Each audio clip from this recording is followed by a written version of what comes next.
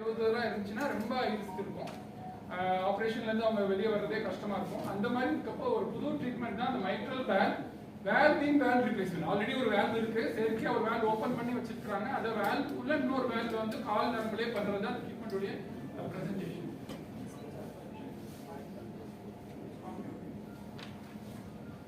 So ஒரு சின்ன story எங்க பேஷண்ட் பத்தி. அவர் மிஸ்டர் எஸ்ஆர்னு நம்ம வச்சுக்கலாம்.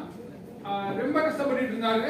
10 வருஷம் 15 வருஷம் முன்னாடி அவருக்கு ஓப்பன் ஹார்ட் சர்ஜரி பண்ணி மைட்ரல் வேல்வ்ங்கிற வேல்வ் வந்து ரீப்ளேஸ் பண்ணியிருக்காங்க ஆல்ரெடி. இந்த சர்ஜிக்கல் ஓப்பன் பண்ணி ஒரு 3 வருஷமா மாசத்துக்கு ஒரு தடவை ஹாஸ்பிட்டல் அட்மிட் ஆகிட்டாரு. ஹார்ட் அந்த வேல்வ் சரியா இயங்காதனால ஹார்ட் ஃபெயிலியர் வந்து மூச்சு திணறல் ஏற்பட்டு நிறைய தடவை செயற்கை சுவாசம் கொடுக்குற அளவுக்கு அட்மிட் ஆகிட்டே இருந்தாங்க.